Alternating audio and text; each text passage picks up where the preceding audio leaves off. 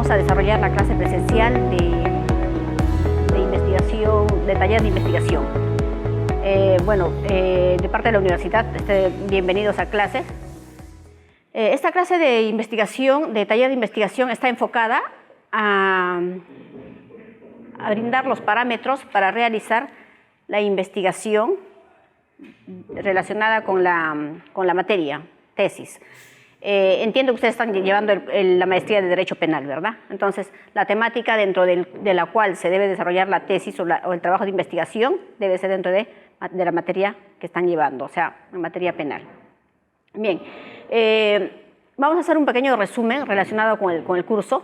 Para ello, debemos tener en claro cuándo estamos ante una investigación científica y cuándo estamos ante una investigación científica, en este caso jurídica, ¿no? Para ello debemos determinar que el derecho es ciencia si se encuentra dentro de las ciencias sociales. El derecho, después de todo el problema que hubo respecto a que si era ciencia o no era ciencia, pasando por Kelsen, Cosío, finalmente está enfocada dentro de las ciencias sociales. ¿Por qué? Porque el derecho, siendo una de materia amplia, un campo bastante amplio dentro de la cual existen varias herramientas, ¿no?, que nos van a ayudar a solucionar determinados conflictos dentro del derecho. ¿Soluciona conflictos o problemas sociales o no? Fenómenos sociales. La respuesta sería que sí. ¿Por qué? Por ejemplo, ¿qué problemas o fenómenos sociales estarían relacionadas con el derecho y dentro de las cuales el derecho estaría en las condiciones de darle una solución? Por ejemplo, ahorita, ¿qué problemas sociales tenemos que los relacionaríamos con el derecho? Minería, la inseguridad ciudadana, el problema de la violencia contra la mujer, el tema de la corrupción, un sinnúmero de problemas, ¿no es cierto? ¿Por qué decimos que son problemas sociales o sociojurídicos? ¿No? ¿Por qué? Porque está involucrado el hombre, ¿no? En su quehacer normal, ¿no? Se genera cierta problemática donde el derecho debe también, de alguna manera, darle una solución. Entonces, por ello es que el derecho se considera ya ciencia dentro de las ciencias fácticas o sociales, ¿no? Bien, entonces, también debemos tener en cuenta dos diferencias, una diferencia clara.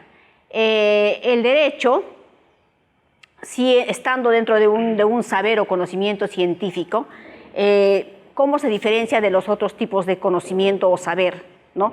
¿Y qué tipo de conocimiento o saber podríamos tener en cuenta para diferenciar de este conocimiento científico? Por ejemplo, el conocimiento o saber filosófico, ¿cierto? La filosofía, ¿qué busca? Si bien es cierto, la filosofía busca una mejor explicación de un tema, ¿no? Siempre va a buscar una mejor explicación, pero da una respuesta objetiva, no, porque la respuesta que va a dar la filosofía nunca va a ser exacta, porque siempre se va a buscar la mejor explicación, ¿no? Por ejemplo, el saber vulgar o saber empírico o conocimiento empírico. Nosotros utilizamos todavía hasta ahora y es válida, ¿no es cierto? ¿Por qué? Por ejemplo, alguien se enferma y utiliza medicamentos caseros, lo que normalmente se utilizaba siempre, antes que existan las medicinas u otro tipo de remedios, ¿no? Entonces, ¿el hombre acudía a la ciencia para poder solucionar ese problema? No, porque podía utilizar medicamentos caseros, lo que está a su alcance, con una validez limitada en su entorno, y aún se sigue utilizando y todavía es válido, ¿no es cierto? Y también se utiliza como materia prima o como elemento dentro de la investigación científica, porque son cuestiones que están en la vida diaria del hombre. Entonces, ¿cuál es la diferencia entre estos tipos de conocimiento y el conocimiento científico? En que el conocimiento científico utiliza métodos científicos, ¿no? Estos métodos científicos van a determinar ciertos lineamientos que van a diferenciar de los otros tipos de saber y por ende va a determinar cierto cumplimiento de requisitos, parámetros, características. Dentro de la investigación científica hay una de las ramas de la filosofía que se relaciona con la investigación científica. ¿Cuál es? Es la filosofía, la epistemología, que es una de las ramas de la filosofía, ¿no es cierto? No siendo ciencia la filosofía, ¿no? considerada como una metaciencia, porque va mucho más allá de la ciencia, va a estar en una búsqueda constante de un determinado conflicto. En cambio, la investigación científica, perdón, la epistemología va a hacer un estudio del desarrollo de la investigación científica. ¿Ya? O sea, no es que la epistemología sea la investigación científica, sino es una rama de la filosofía que estudia el desarrollo de la investigación científica. ¿De qué manera la estudia? Por ejemplo, la investigación científica, dentro de su desarrollo, utiliza teorías, utiliza métodos. Entonces, la epistemología, ¿qué hace? Va a determinar, va a evaluar si estos métodos, si estas teorías son acordes, o sea, sustentan realmente y están relacionadas con la investigación que se están realizando para determinar si es una ciencia realmente verdadera o es una pseudociencia, ¿no? Entonces, esa es la labor que desarrolla.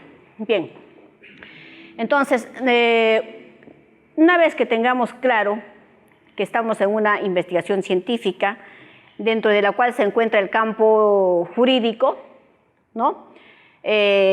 Vamos a determinar el tema y el problema que se tendría que estudiar para el desarrollo de la tesis.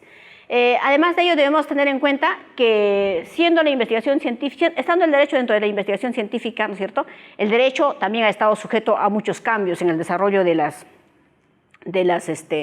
sociedad, ¿no es cierto? O es que podríamos de repente decir que el derecho es estático. No, ¿no es cierto? Entonces el derecho ha estado en constante cambio. ¿Eso qué implica? Implica un cambio de paradigmas dentro del derecho, ¿no? Por ejemplo, ¿en qué paradigma o en qué modelo nos encontraríamos ahora en el derecho? Considerando que hemos pasado por ciertos estándares, ¿no?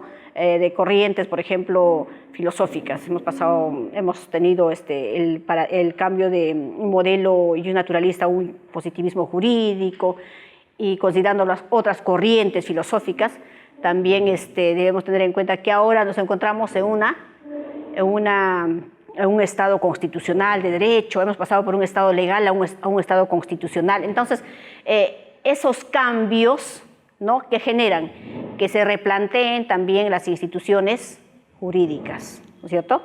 Porque, por ejemplo, si nos encontraríamos o nos encontráramos aún en un positivismo así per se absoluto, ¿qué implicaría? Que el juez solamente al interpretar una norma, al aplicar una norma, debería aplicar tal como está. Como dijo Montesquieu, el juez es la boca de la ley. Sin embargo, esa forma de decir del derecho se ha modificado, porque ahora hay una serie de métodos interpretativos, el juez ya no es la boca de la ley, ¿no? Se utiliza ciertos parámetros para poder resolver un caso, no solamente la norma. Asimismo, el abogado ya no es un mero estudiante de normas, sino es un abogado que tiene ciertas habilidades para resolver el derecho. Entonces, ahora ya no se estudian normas, sino se le da habilidades y herramientas al abogado para que pueda resolver el derecho, ¿no? Entonces, en ese sentido, la investigación jurídica va a coadyuvar de manera positiva en resolver casos, ¿no?, jurídicos. En ese sentido, ¿qué tipo de investigaciones se podrían derivar para poder para resolver un caso en materia jurídica? Por ejemplo, si vamos a investigar un tema relacionado con la prisión preventiva, por ejemplo, ahora que está de moda, ¿no?, ¿será un tema dogmático o será un tema sociojurídico? Sociojurídico, ¿no es cierto?, porque está involucrado el hombre, la libertad del hombre. Y cuando estamos ante una investigación dogmática, solamente estamos ante una investigación dogmática cuando vamos a desarrollar una investigación de un tema, ¿no? Por ejemplo, una institución procesal. ¿Cuál ha sido la evolución de la institución procesal? Sin recurrir al hombre ni a sus problemas en la sociedad, ¿no? Bien, entonces, vamos a revisar cuáles serían los requisitos, características para poder desarrollar esa investigación. Teniendo en cuenta ello, uno de los objetivos fundamentales de la maestría es que ustedes realicen su tesis, ¿no? Para que puedan sustentar y sacar su grado, ¿no? Entonces, para ello, ustedes, ¿por qué estudian investigación? Porque tienen que determinar un tema a investigar. ¿Ya tienen el tema a investigar? Ya lo tienen. Entonces, ahora en la parte de la tutoría lo vamos a revisar para ver si reúnen los parámetros de las guías investigativas, ¿no? Entonces, una vez que ustedes ya tienen claro que estamos en una investigación jurídica, ¿no? Van a desarrollar u organizar una especie de protocolo, ¿no?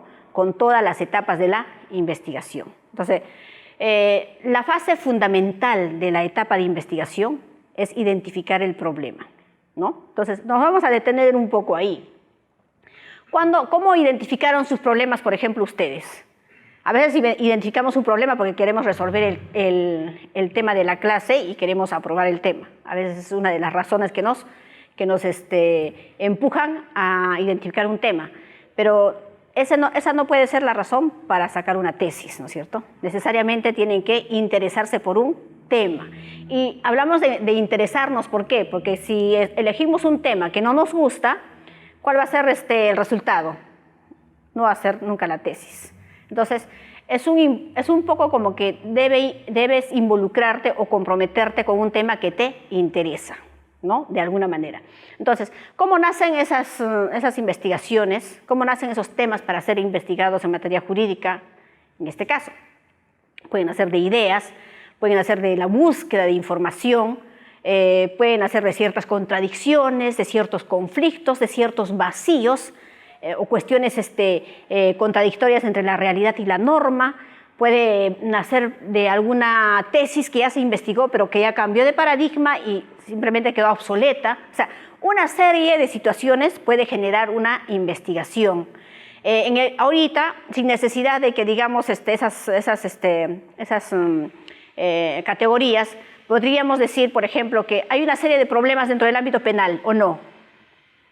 ¿Qué problemas perciben ustedes dentro del ámbito penal, procesal penal? Cuando decimos ámbito penal, no vamos a solamente referirnos a una institución penal per se absoluta, sino lo penal siempre está relacionado con muchas otras ramas, por ejemplo, con el procesal penal.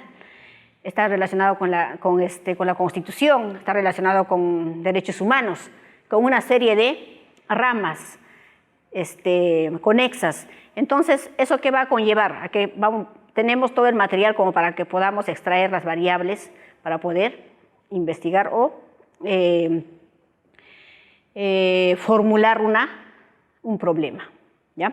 Entonces, así nace el problema a través de las ideas. Finalmente, pueden hacer un problema y ustedes tener varias variables, pero a medida que vamos estudiando mejor el problema, entonces vamos a determinar adecuadamente cuáles son las variables correctas. Ya.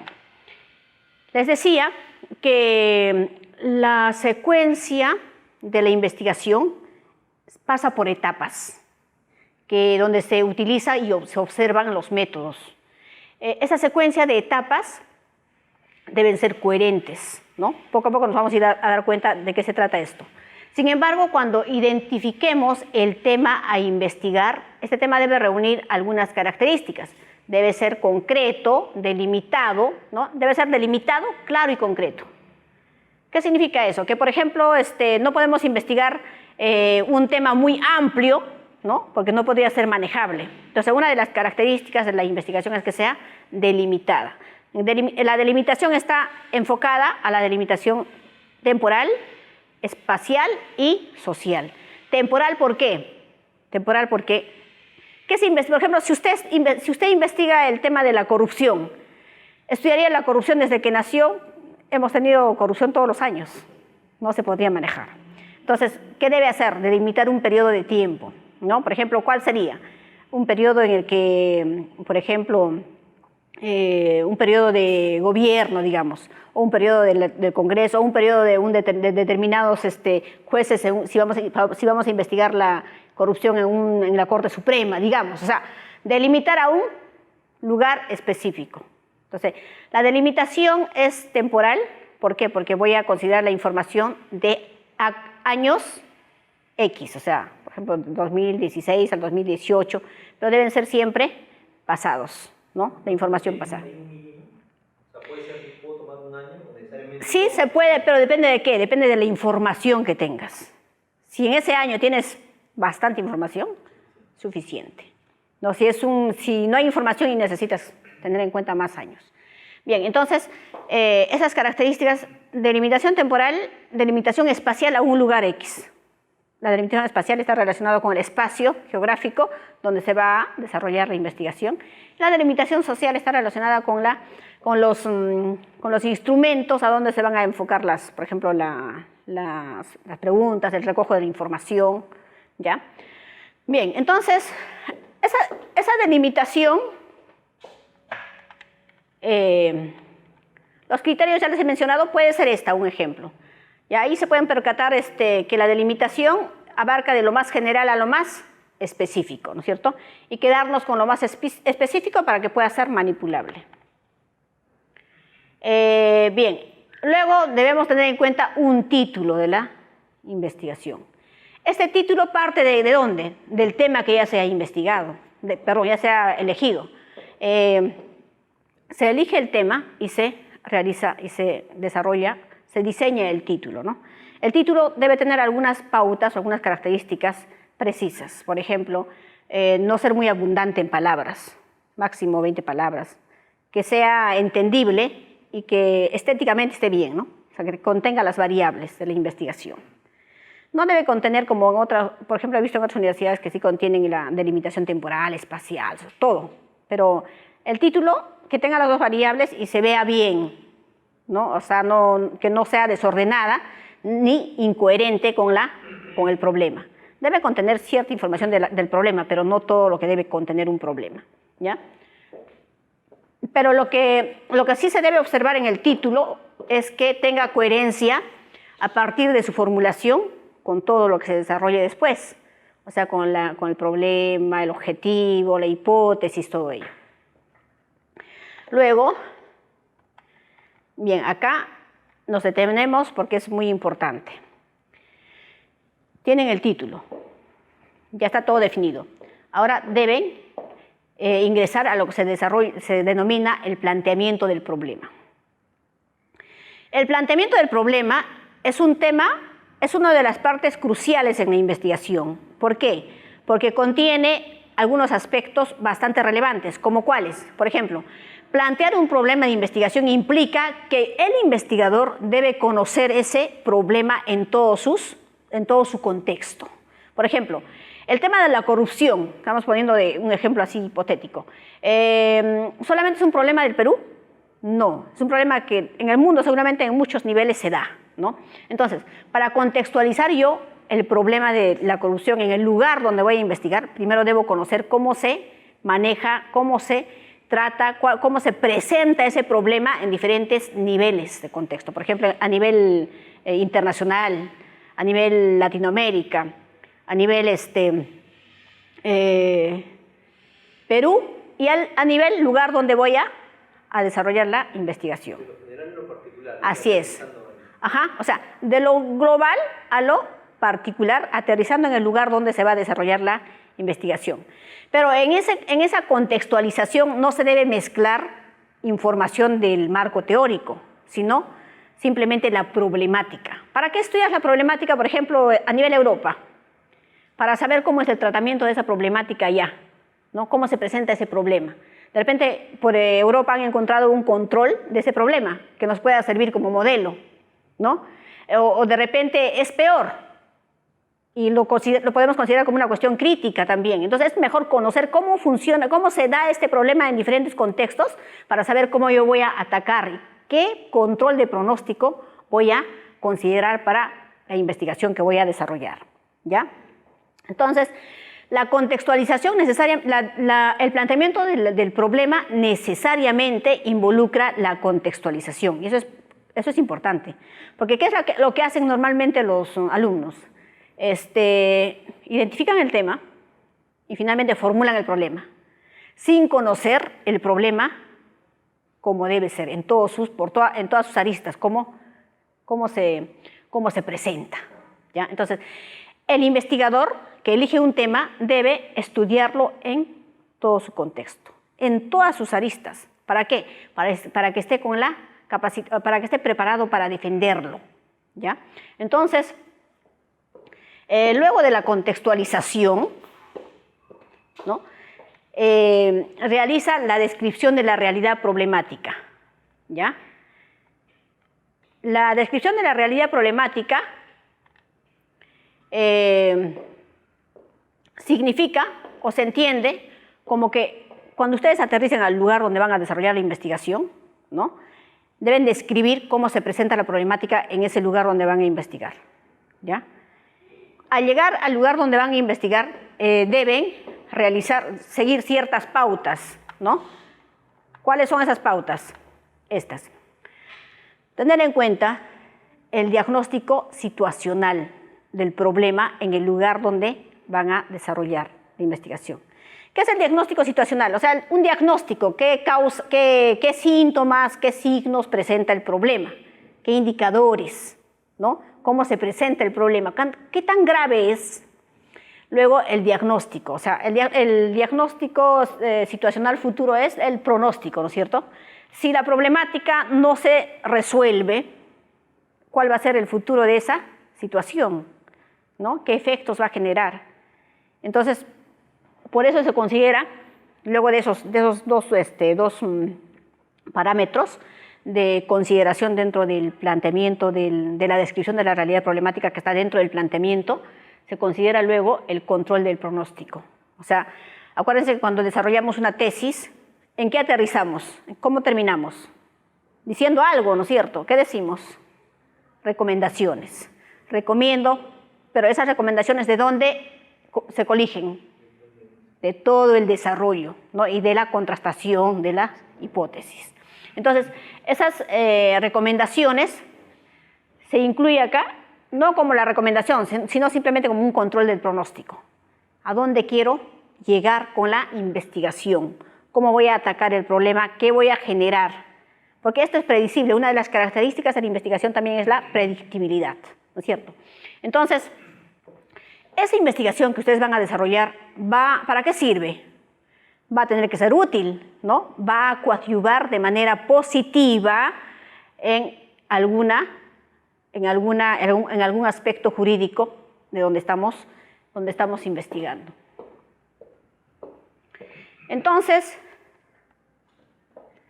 quería llegar acá.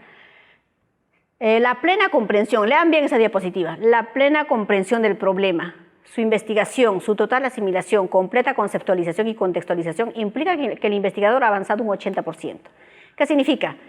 Conocer el problema no solamente es formularlo, ¿no es cierto? ¿Qué es conocer el problema? Lo que hemos mencionado, contextualizar el problema, ¿no? En todos sus niveles hasta llegar al lugar donde se va a desarrollar la problemática y realizar la descripción con todas esas características. Entonces, en ese sentido, usted estará con la capacidad de defender su problema, ¿no? Por ejemplo, si ustedes han elegido un tema, significa que han hecho todo un estudio respecto de ese tema, por eso consideran que es un problema de investigación, ¿no es cierto? Entonces, luego de tener en cuenta ello, después de haber realizado la descripción de la realidad problemática dentro del planteamiento con todas las pautas que les menciono, recién ustedes pueden formular el problema, ¿ya? Formulan el problema y el problema debe reunir esas características, esos elementos, esos requisitos.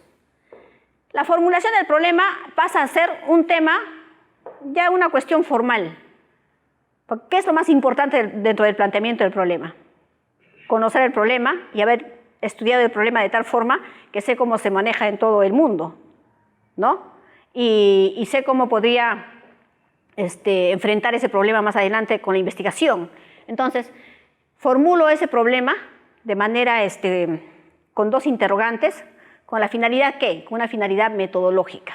No es que la formulación del problema con las interrogantes sea un tema imprescindible, importante.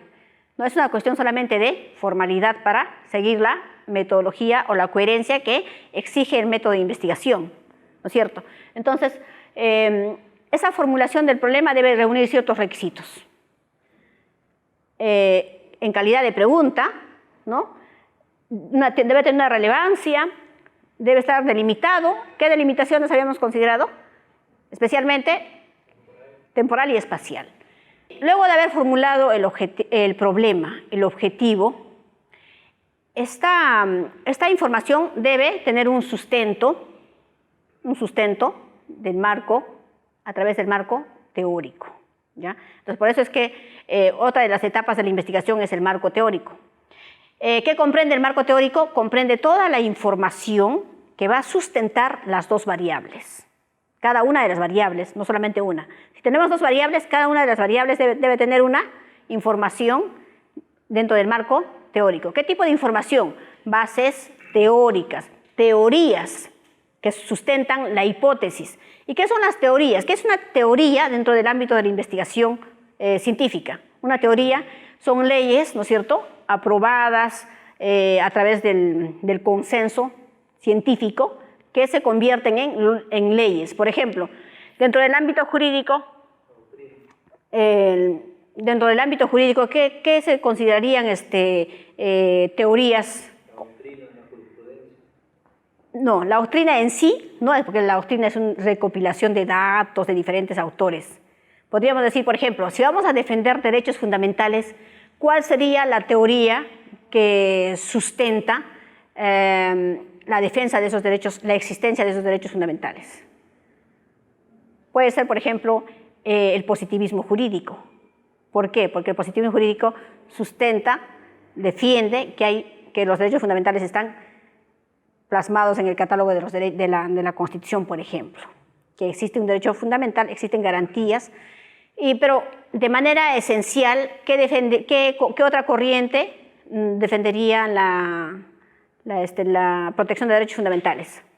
El pospositivismo, por ejemplo, desde el justnaturalismo, que defiende el derecho natural, los principios supremos anteriores a la norma, etcétera, etcétera. O sea, esas corrientes dentro del ámbito jurídico se utilizan dentro del marco filosófico y también para sostener la defensa de algunas variables, ¿ya? Bien, luego, ¿qué aspectos se deben tener en cuenta dentro del marco teórico? El tipo de información, validez de la información, fuentes de la información, y para todo ello el método para citar, o sea, el método APA. El método APA es el método que exige la universidad, y casi la mayoría de las universidades están exigiendo el APA. Debe observarse las características del APA.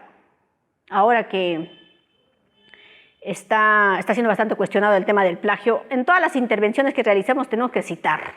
Si no es nuestra obra, si no es nuestra versión, nuestra opinión, debemos citar al que lo inventó, ¿ya? O sea, al que lo escribió. Entonces, eso es muy importante y para eso APA nos ayuda bastante. En APA te mencionan cómo debes citar un libro, cómo debes citar un autor, si hay 3 autores, si hay 4 autores, cómo debes citar cuando no hay autores, qué formalidades debe guardar una redacción, todo eso. Entonces, APA obligatoriamente para la tesis y para cualquier artículo científico también. Entonces, además, dentro del marco teórico debemos tener en cuenta qué cosa. Al momento de investigar ustedes su tema, ¿qué pautas deben tener en cuenta dentro del marco teórico? Si su tema ya ha sido investigado tal vez por alguien y van a tener problemas, entonces deben revisar todas las investigaciones que se hayan realizado respecto a sus variables.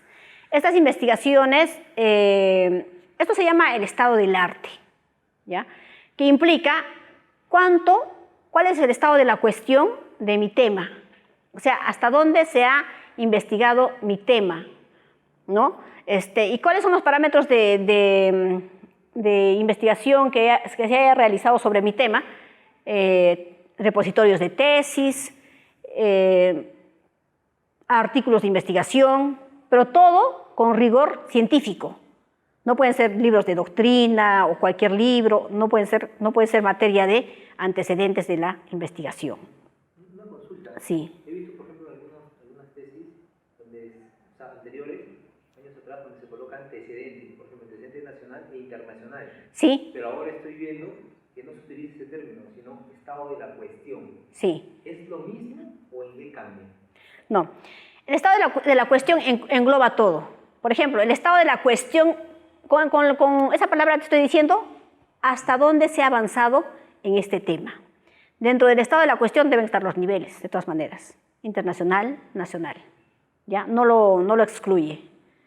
Bien, entonces, considerando toda esa investigación, debo evaluar cómo, si encuentran, por ejemplo, una tesis que titula corrupción como una variable, pero la otra variable es otra variable diferente a la tuya, igualito. Entonces, debemos evaluar qué tanta similitud existe en la investigación. De repente es una investigación pasada, ¿no? Desfasada, y se requiere investigar nuevamente sobre algunas pautas que ya han sido superadas. Entonces, hay que evaluar todo el título de la investigación, el problema, cómo lo plantea, cuáles han sido las recomendaciones que ha realizado, ha plasmado esta tesis, y eso considerarlo en el estado del arte.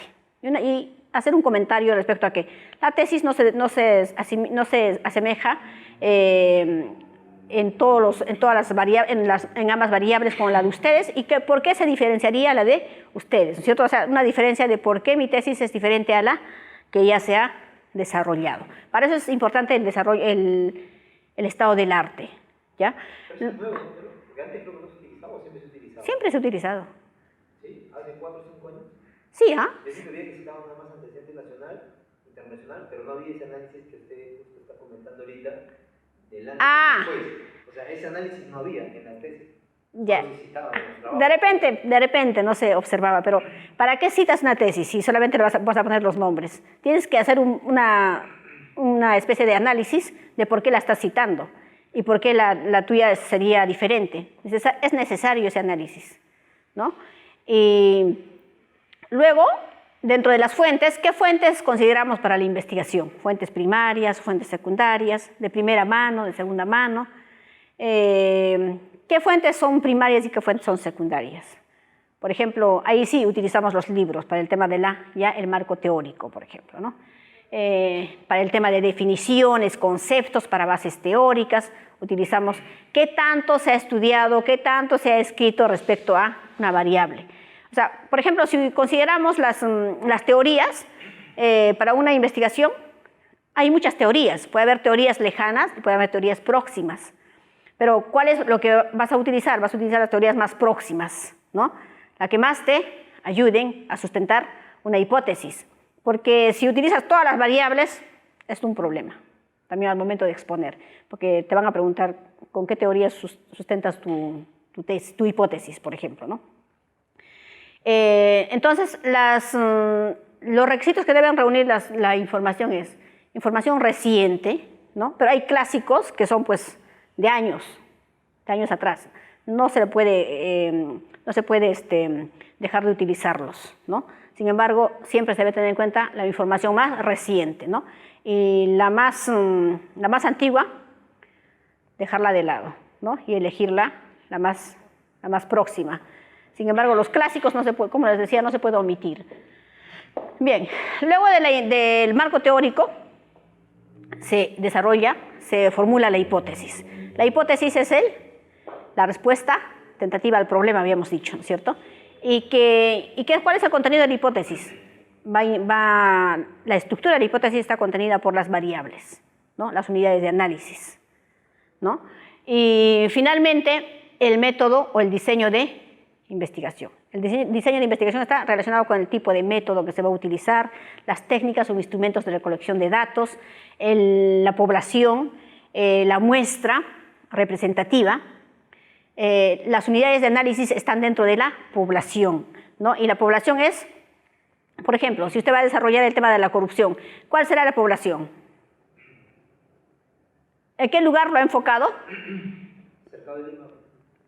Ya, en una institución específica, digamos. ¿Ya? Entonces, la corrupción, entonces, ¿qué va a involucrar? De repente va a evaluar expedientes, también va a entrevistar a expertos en los temas de anticorrupción, va a realizar una encuesta o entrevistas, ¿no es cierto? Entonces, la población puede ser, por ejemplo, todas las instituciones del Cercado de Lima, pero va a tener que elegir una muestra representativa.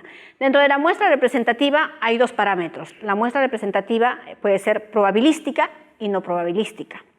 Ya, la probabilística, ¿qué significa? Que todas las unidades de análisis reúnen las mismas características y simplemente la puede coger aleatoriamente. Probabilística. La no probabilística es, por ejemplo, va a revisar expedientes. No todos los expedientes de ese juzgado son de corrupción. Hay de corrupción, de robo agravado, etcétera, etcétera. Entonces la muestra es no probabilística, intencional. O sea, el investigador va a elegir a propósito, intencionalmente, los expedientes que tendrían que ser de corrupción. ¿Ya? Entonces, luego, realizado todo ello, cuando ustedes realizan su investigación en nivel de proyecto de investigación, debe pasar por dos pautas, ¿no? Debe pasar si la investigación es válida, la confiabilidad, ¿no? Y luego de ello, recién realizan la investigación, ya, el desarrollo de la investigación. Para la validez y la confiabilidad se tienen en cuenta algunos programas por ejemplo, para la validez puede hacerlo un experto de investigación, ¿no? Hacen ustedes una especie de un listado de preguntas, ¿no? de la encuesta.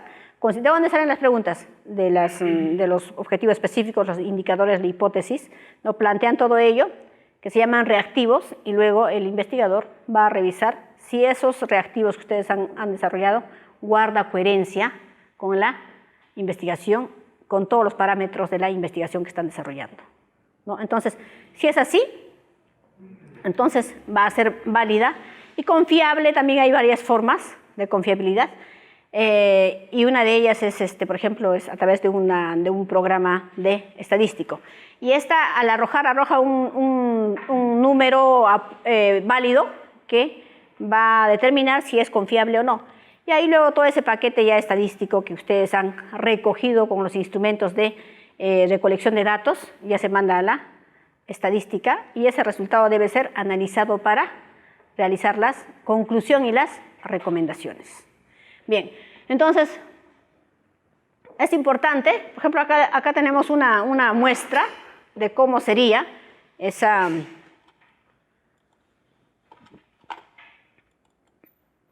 secuencia. Miren, voy a tratar de ampliarla un poquito. Ya. Si ustedes pueden percibir ahí, esa es la matriz de consistencia, ¿no? Al consolidar vuestra investigación con todos los datos, deben paralelamente ir haciendo su matriz de consistencia, ¿ya? Dentro de la matriz de consistencia está toda esa coherencia que habíamos mencionado. Por ejemplo, está el problema principal, problemas secundarios, su objetivo, ¿no? El objetivo general, la hipótesis principal. Todas esas tres, problema, objetivo e hipótesis, ¿guardan coherencia o no? ¿Qué opina usted? ¿Guarda coherencia en cuanto a sus variables, en cuanto al contenido o no?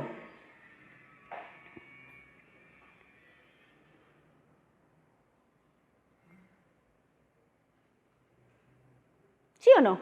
Sí, ¿no es cierto? ¿Por qué? Porque son las mismas variables. Ya, no guardaría coherencia si yo cambio la variable área curricular de investigación por otra variable que no corresponda. Entonces, hasta la hipótesis. Y de ahí ya extraemos los indicadores. Cada variable debe tener sus indicadores. ¿Ven? Y así. Todo este resumen debe ser parte de su investigación. Y ya deben ir consolidando en una matriz de consistencia para ir viendo el tema de la coherencia. Luego,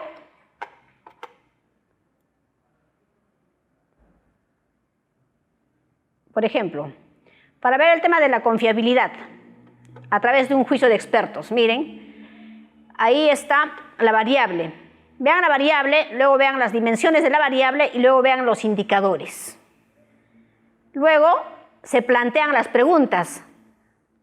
Se dan cuenta que las preguntas van a plantearse a partir de los indicadores. Luego se plantea una posibilidad o una forma de plantear las preguntas. ¿Ya? Estas son las polinómicas, por ejemplo. De acuerdo, no muy de acuerdo, ni de acuerdo. O sea, esas son las polinómicas. Y luego el experto dirá si va o no va. Y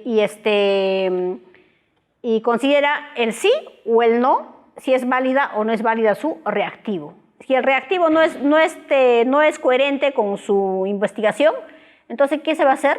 Simplemente va a mencionar qué reactivos deberían ser modificados. ¿Ya? Ese es el juicio de expertos para ver la validez de la investigación. Bien, entonces hasta acá es la parte teórica. Ahora sí vamos a desarrollar el tema de la tutoría. Tengan ahí listos sus problemas y me despido hasta otra oportunidad con el tema de las clases presenciales.